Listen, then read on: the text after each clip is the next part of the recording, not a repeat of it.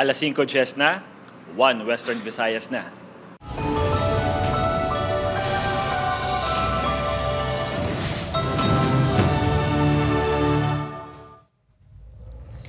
Mga balitang atong tutukan subong nga Biyernes, kapulisan kag PDEA hugot ang pagbantay sa posible pagpasulo sa ilegal nga droga sa Iloilo City, ilabin na subong nga Dinagyang Festival.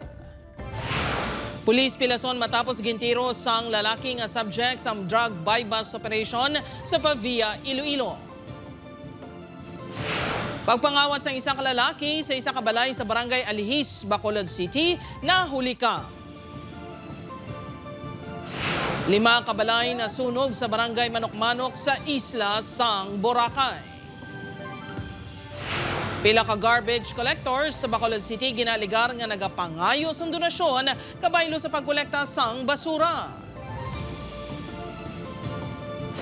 Kag mga deboto kag bisita nagpasakop sa fluvial and solemn foot procession sa Pilgrim Image sa Santo Niño de Cebu. Samtang dinagyang illumination karon na sa gabi.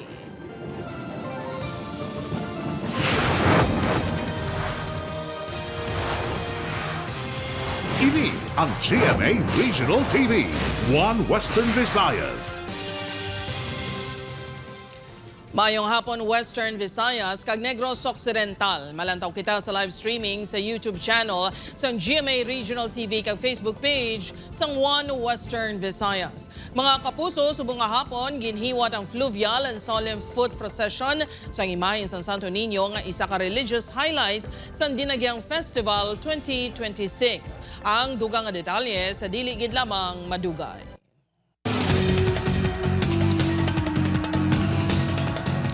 Sa nagapanguna nga balita, pulis pilason matapos gintiros ang subject sa buy-bust operation sa Pavia, Iloilo. Samtang masobra 3.5 million pesos nga balor sa suspected shabu na recover sa ginaligar bodegero sa droga sa Molo. Si John Sala nakatutok. Binulan niya ginpaidalom sa monitoring at testigayon niya nakatransaksyon sa makatapos ang Pavia Police ang high-value individual na kilala kay John June Hinco sa barangay Anilaw, Pavia, Iloilo kahapon.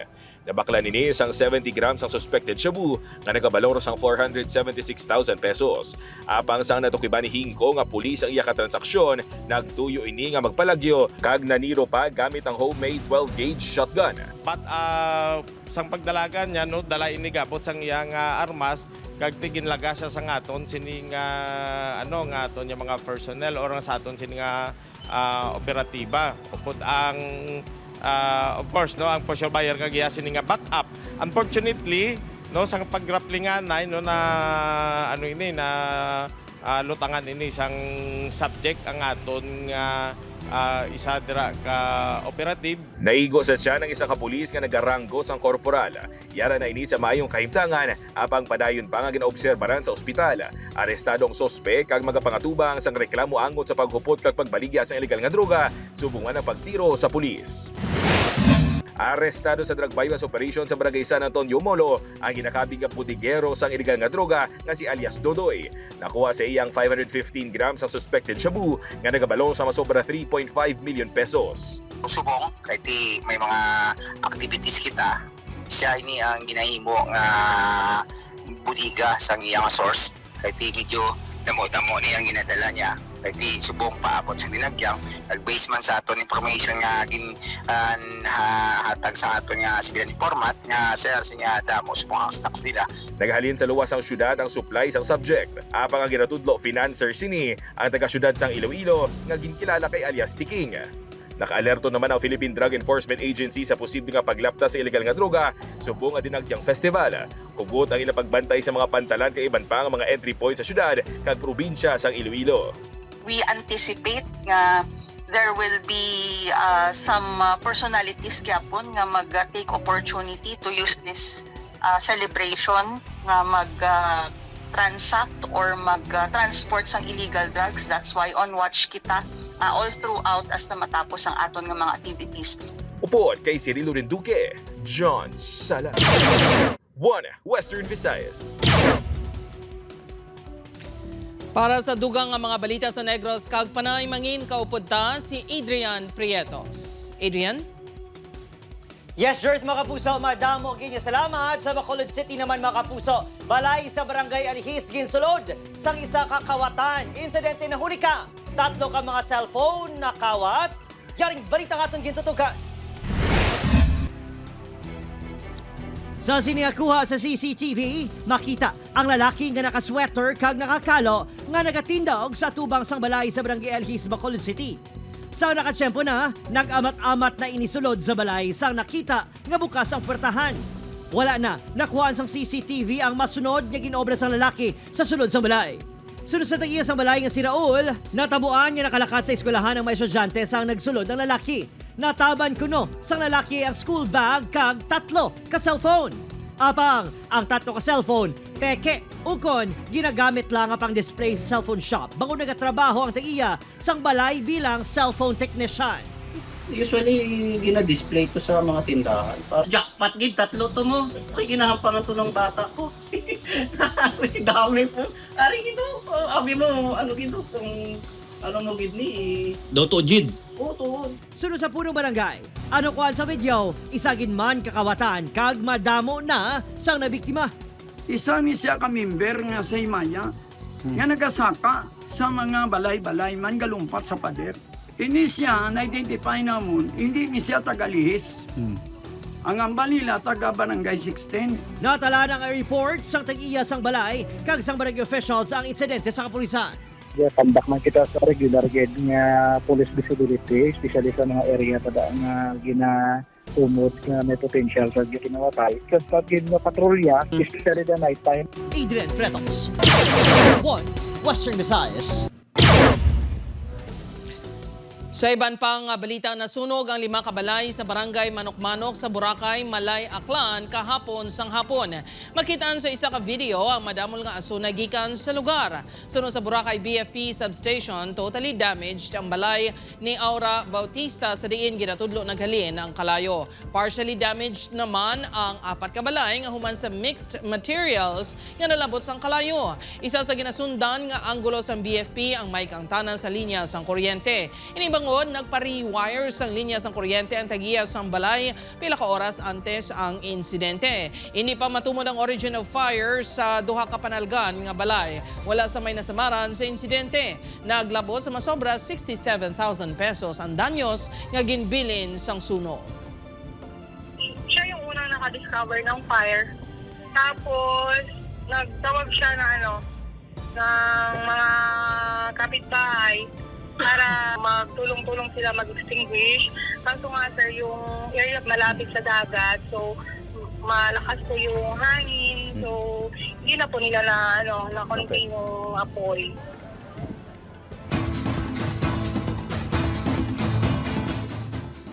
Mga kapuso, madamo nga deboto kag turista nagpakigbahin sa fluvial kag solemn foot procession. Pila ka deboto ginpakigbahin ng rason sa likod sang ila debosyon sa Señor Santo Niño. Si John Sala nakatutok live sa San Jose Parish Placer sa Iloilo City. John, kamusta dira?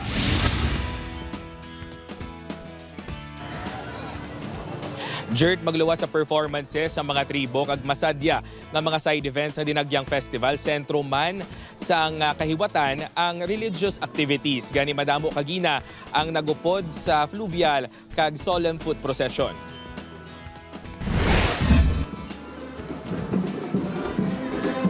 Ginabiabi sa mga deboto kag turista ang imahen sang Santo Niño de Cebu sa nagabot ini sa Mulyeloni sakay sa barko sang Philippine Coast Guard. Nagsugod ang fluvial procession sa bahin sang Iloilo Fishport Complex kag ginlibot ang Iloilo Strait pasulod sa Iloilo River. Puno sang pagtuo kag hugot ka debosyon, wala nang inupang ang tagiti isang init para ipabutsyag sa mga deboto ang ila pagpasalamat kag pagpalangga kay Señor Santo Niño.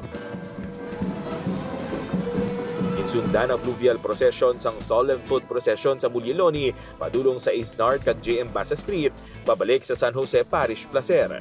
Ang fluvial kag solemn foot procession ang kabahin sang religious highlights sang Dinagyang Festival na ginhatagan sang mayor nga pagtamod sa festival. Magluwas sa nagkalain-lain nga mga imahen sang Santo Niño. May iban nga mga deboto nga ginpabayuan pa sang Santo Niño ang kabataan. Nag-start kami tungod gusto naman ng panaan sa Santo Niño pala nga maano namon ang bata para sa sa Santo Niño. Si Manang Lanilin, halin pa sa Bacolod City, tag sa katuig, panata sini nga magpakigbahin sa fluvial kag solemn foot procession. Ever since ako yan ng devotee na ko sa Santo Niño.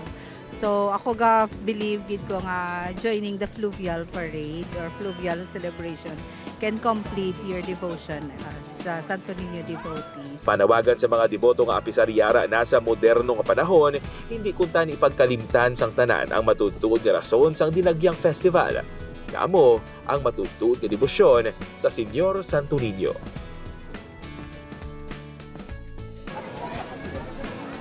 Jert, nagapanawagan naman ang tagdumalahan sang San Jose Parish Placer sa mga Ilonggo natuhoy sa isa pagid sa mga religious highlights ng Dinagyang Festival nga hiwaton buwas sa gabi diri mismo sa San Jose Parish Placer kag Plaza Libertad nga amo ang religious sadsad. Jert? Madam Ugid, nga salamat sa update. Kapuso John Sala. Sa Bacolod City, mga kapuso, pila ka mga garbage collector ginaligar nga nagapangayo sang donasyon agud manghakot sang basura sa nagkalain-lain nga lugar. Nakatuto kay Irene Pedreso. Natingala ang residente nga si Selma nga nalabutan sa isa ka semana wala sa gihapon na hakot ang ginbutang sini nga basura sa tubang sang ilakalanaan sa Barangay Bata, Bacolod City. Perwisyo sa iya negosyo, ilabi na sa ila customer ang nagatinumpok nga basura sa lugar. Suno kay Selma, hindi na regular ang pagkuha sang basura sa ilang lugar umpisa nga nagbalibad ini nga maghatag sang donasyon sa mga basurero. One time, sila nga wala namon gintagaan.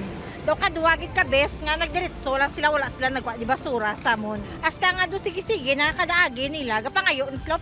Ini man ang naeksperyensyahan sang residente nga si Hana. Suno sa iya, nagpabati-bati sa iya nga mangayo sang pagkaon ang mga basurero matapos ginhakot ang iya basura. Apang sa baylo nga pagkaon kun kwarta, tubig ang ginhatag sini. Kung may kabubuton ka man, pero hindi na obligado nga ang tawo mahatag sa imo kwarta tungod basuriro ka. Wala man kami gahatag. Ang ginaayo lang na namon sa ila, balik nila mon sako. Ang ini nga reklamo nanday Selma Kaghana ang nakalabot na sa opisina sang alkalde. Ginaimbestigaran na sang LGU ang natabo. Wala sang anuman nga sanction or authority coming from the LGU ining lapta nga isyu nga may ginapangayo nga solicitation ng aton nga mga palero, mga garbage collectors naton. Hindi gid kamo maghatag, no? It is not being consented to by Mayor Greg. Sa tion may amo nga sa isang akto ang mga nagakolekta sa basura nga ginkontrata sa syudad sarang kuno nga mag-report sa LGU. Upod kay Reynald Casillo, Eileen Pedraso. 1 Western Visayas.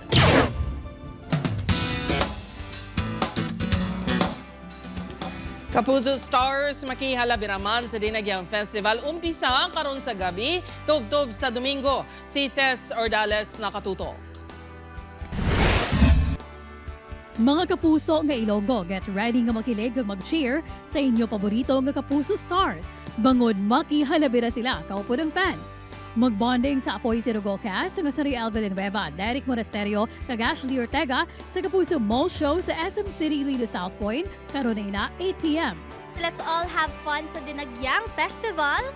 Yes, dahil makikiselebrate kami sa inyo through a Kapuso Mall Show. This January 23 na po yan sa SM City, Iloilo, South Point. Samtang was January 24, 4 p.m., kilitay kita sa fountain area sa Robinsons, Iloilo, kag magisarya kay Never Say Die star Jillian Ward, naghating kapatid cast Cassie Legaspi kag Jessica Fausto. Samahan niyo po kami sa Kapuso Mall Show in celebration of the Dinagyang Festival. Kita-kits mga Kapuso!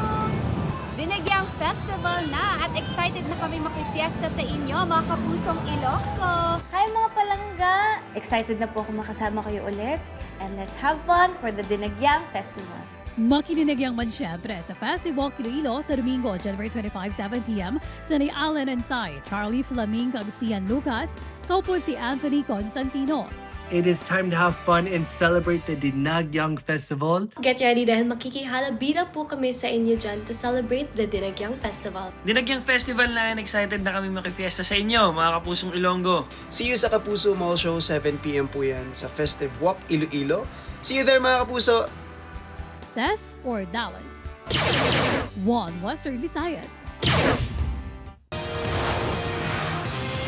Ini ang GMA Regional TV, One Western Visayas.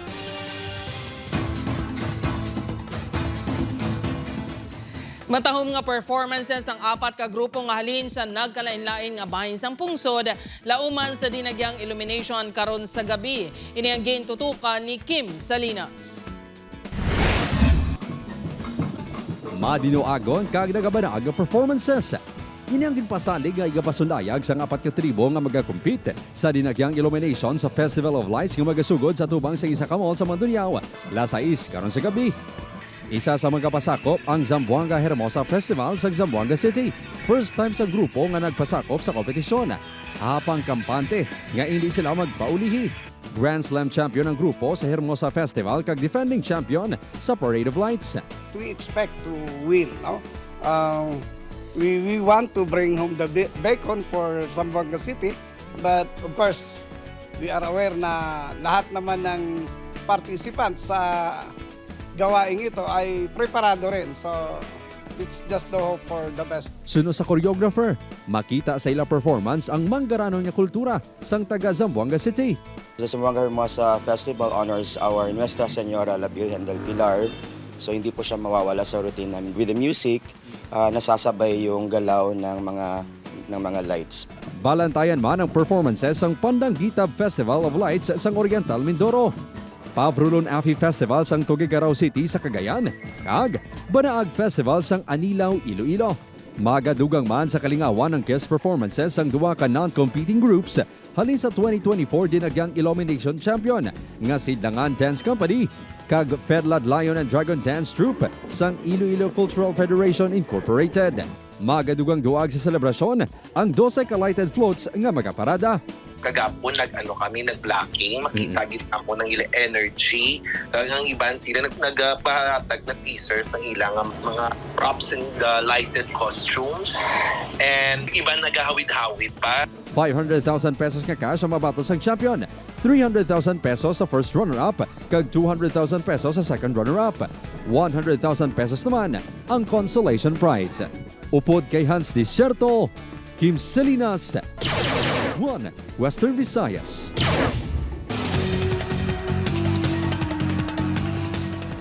Isa patay, isa pilason sa separado nga insidente sang pagpangtiro sa Negros Occidental. Galing balita nga itong gintutukan. Gindala pa sa ospital apang ginbawian sang kabuhi ang 31 anyos sa si Roberto Flores Jr. matapos intiro sa riding in tandem suspects sa Barangay 4, Kabangkalan City. Suno sa kapulisan, nagatindog malapit sa tricycle ang biktima sang ginpalapitan kag ginluthang sang mga suspect. Nakaagom ini sang patal nga pila sa ulo. Hindi ginagyan sa isang duwa ka suspect na nagsakay sa motor, yung tiro siya. Kung kadalman na masulod din siya sa personal grounds yun. May ginatutukan na nga persons of interest sa kapulisan base sa pahayag sa mahimata sang biktima. Tuloy may ngalan na kami. Basta ginapangita na mo ang mga ako naman to support. Probably kung makakuha kami isang eyewitness na parang makoncrete yun ang evidence na nagtiro kang ngalan maging match. Padayon pa ang ginapangita sa kapulisan ang suspect kaya nagtiro sa 31 anyos sa construction worker sa Proc 9, Barangay Agisan, Himamaylan City. Ginkilalang biktima kay alias Boy, samtang suspect amo si alias Lino, 43 anyos, lunsay residente sa lugar. Sunod sa kapulisan, may hindi pag-intsindihanay ang suspect kagang utod sang biktima. Apang ginsulong sang biktimang suspect kag intiro sang duha ka beses sa paa. Gilayon nga nagpalag yung suspect. Padayon pa nga ginabulong sa ospital ang biktima. Adrian Bretos, One Western Visayas. Mga kapuso rider pilason sang makabunggo ang iya motorsiklo sa ginasundan nga truck sa Valderrama Antique. Samtang truck nagbunggo sa pader kag natumba sa Pasay City. Ini ang gintutukan ni Kim Salinas. Makit-an sa sininga video, ang dugo niya lalaki nga nagahigda sa tupad sa isa ka motorsiklo nga natumbaman. Dugay-dugay, nag-abot na ang makatapos ang MDRMO sa pagresponder sa biktima.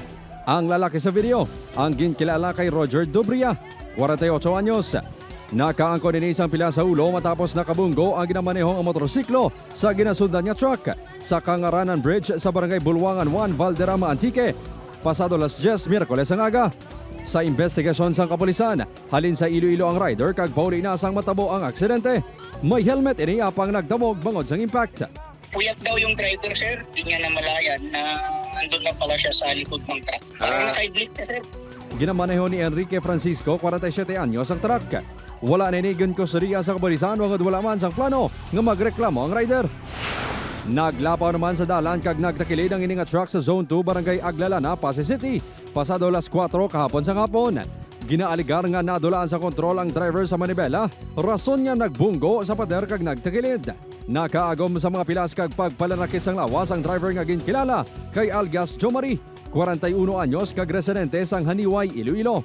Halin sa daw kapi sang truck kag pakadto na kontani sa syudad sang Iloilo. Naguma man ang gate sang isa ka balay.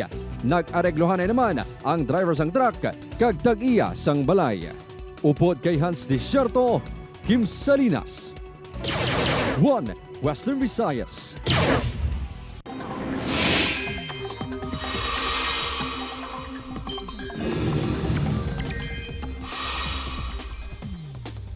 Mga puso, wala sa epekto sa pungsod ang duha ka low pressure area kung LPA sa nasiglangan sa pungsod. Sunod sa pag-asa pareho nga manubong syansa nga mangin bagyo. Padayon naman ang matugnaw nga tiyempo bangod sa hangin amihan nga ginaapekto sa bilin sang pungsod. Maganubo man ang temperatura, may tsansa man nga magadala sang ulan ang amihan. Base naman sa datos sa Metro Weather, may tsansa sang raptalap ng ulan sa ibang bahin sa Aklan kag Negros Island region.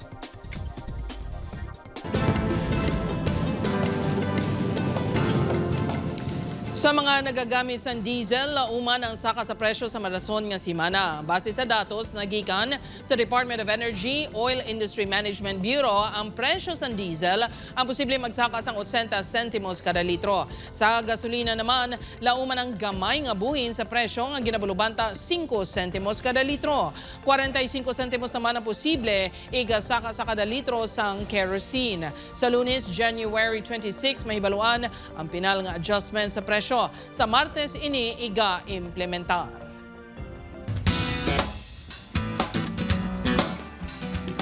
Mga kapuso, lulupod ta nga lantawon buwas ang isa na naman ka-espesyal nga episode sang Magpakailanman. Ginatiguluhan nga may special family, magalibot ang istorya sa kabuhi ng Day Franklin nga karakter ni Gardo Versosa kag Glory nga karakter ni Isay Alvarez. Paano bala nila malampuwasan ang kabudlayan matapos madiskubre nga apat gid nila kakabataan ang children with special needs ukon hindi normal. Bantayan ina buwas sa Magpakailanman, 8:15 p.m. sa GMA. Ini ang GMA Regional TV, 1 Western Visayas. Mga kapuso, ginkompermar ni President Rojas Mayor Receliste Escolin nga nabato na sini ang desisyon sang COMELEC en banc nga nagabasura sa iya motion for reconsideration sa nanging desisyon sang COMELEC First Division nga nagakanselar sa iya certificate of candidacy sa nagligad nga eleksyon. Mag-file sang motion si Escolin bangod nagapati ini nga wala natapos o kung matapos ang iya 3 ka termino sang masuspender sa iya ika-3 nga termino. Magasugod-subong nga adlaw ang 5 ka adlaw nga plaso para makakuha ang temporary restraining order sa Korte Suprema kag kung mapasawan ipatuman na ang desisyon sang COMELEC en banc. Ginpasalig ni Mayor Escolin ang pumuluyo nga magadangop ini sa Korte Suprema agud makakuha sang TRO kag maghimo sang legal remedies. Kita man gihapon ang mayor subong sa banwa sa President Rojas until sa time nga makakuha kita sang TRO, pero within 5 days lang, no? Within 5 days dapat ma-present naton kag mag-grant ang aton request nga TRO sa Supreme Court. Then after that, steady kita nga status quo for the meantime hasta nga wala pa na desisyonan ang aton nga apila. Sa Negros Occidental, mga kapuso, 11 naman ka-persona pilason sang naglapaw isa ka van sa bahin sang Don Salvador Benedicto. Yaring balita nga itong gintutuga. Sa sining video, makita nga gupi ang unahan nga parte sang van matapos makabunggo sa isa ka kahoy. Sa sunod sang van, ginatabangan ang mga sakay lakip ng driver matapos makaagom sa mga pila sa lawa sa impact sang pagkabunggo. Ang ini nga babayi halos hindi magiho sa sakit sang ulo kag lawas. Kuwang video sa highway sakop sang barangay Igmayaan, Don Salvador Benedicto kahapon. Sunod sa kapulisan, lunsay maghimata ang mga sakay sang van nga papuli na kuntani sa Cadiz City. Halinang maini sa isa ka resort sa DSB Cag, nagselebrar sa kadlawan sang driver nga si alias Rudy, legal ang edad.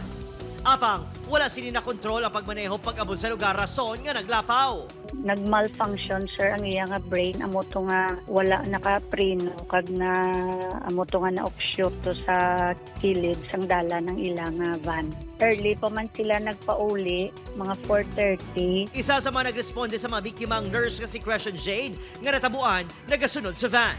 Noon na lang sila sa amon mga few minutes. Wala pa sa rescue. Sila lang mismo gamatomato. Rescue sa ilang mga kaugalingon. Bako nurse man to sir. Si nanay to dislocate to ang ni nanay, ang tuhod. Ay gaagon ko gito sang sakit. Matapos ang pila ka minuto, nag-abot naman ang responders kag ginkuha sa sulod sang van ang 11 tanan ka mga pilason lakip ang driver. Padayon pa, nga ginabulong sa ospital ang mga biktima.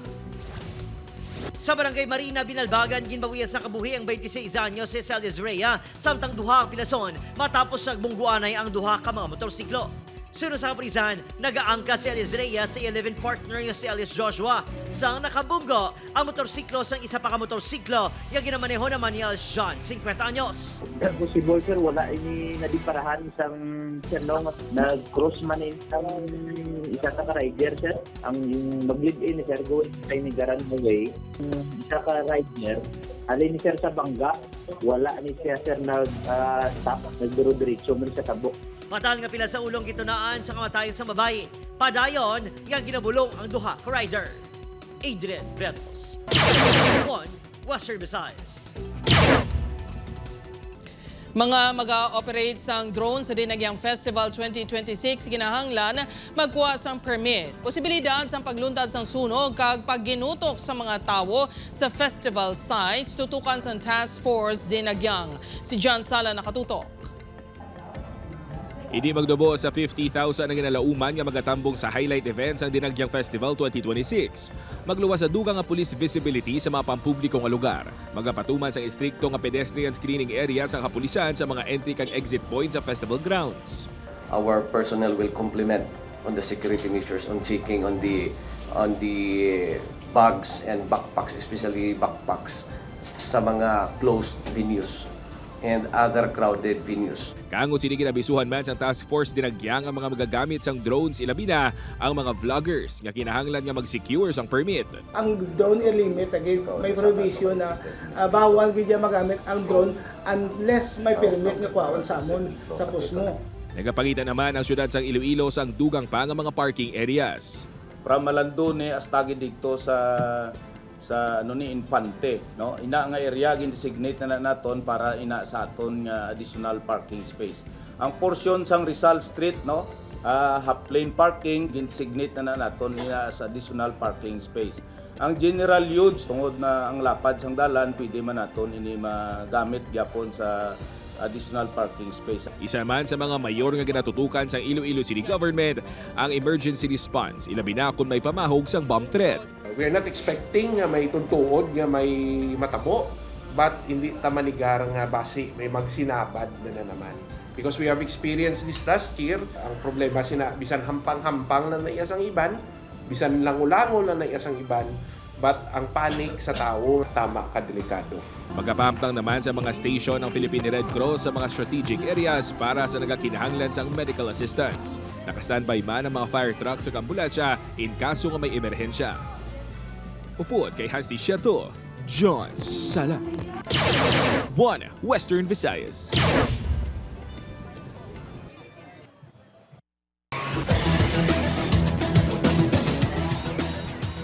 Kapuso exciting, nagsugod na sa buong hapon ng women's volleyball sa NCAA Season 101. Nag-atubangay sa opening games ang defending champion nga Benil Lady Blazers kag Mapua Lady Cardinals. Pati man ang Letran Lady Knights kag Arellano Lady Chiefs. Sa buong season, may bago nga format sa torneo kung saan gintunga mga team sa duha grupo. Malantaw ang mahampang live sa GTV kag Heart of Asia, pati sa live streams social media pages sa GMA Sports kag NCAA Philippines. Mga kapuso, magluwas sa pagjog kag paglagaw-lagaw, favorite spot sa mga nagabisita sa Iloilo River Esplanade ang 3D dinagyang mural sa entrance. Subong 2026, mas ginpatahom pa ang ining obra sang grupo sang Ilonggo Visual Artists. Gin-enhance pa ang 3D features sini. Gin-repaint man ang paghiliusang mural sa Muelyeloni City proper. Gin-patahom man ang frontliners mural sa Halandoni Ledesma Streets. Initanan, dugang nga pwede malagawan sa mga bisita sa Dinagyang Festival. So ang Iloilo is Dinagyang, so amo ning iyang nga importansya sa Iloilo. Worldwide known ang Dinagyang, ang Iloilo. So ang Dinagyang is symbolize ang aton nga lugar. Mga kapuso, diin man kamo nga bahin sang kalibutan, ululupod kita nga mag-celebrar sang Dinagyang. Live nga malantaw ang world-class performances sa mga tribo sa Dinagyang Tribes Competition. Pinagi sa Halabera Dinagyang Festival 2026, special coverage sa GMA Regional TV.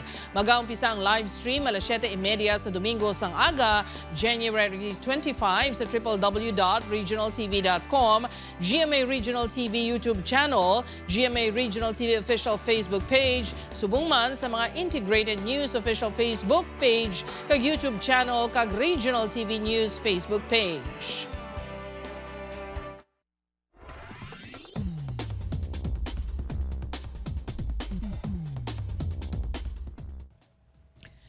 Mga kapuso, ako si Gertrude Charlatan. Ini ang One Western Visayas, bugos nga pwersa para sa mas dako nga misyon kag mas masangkad nga pagserbisyo sa pungsod.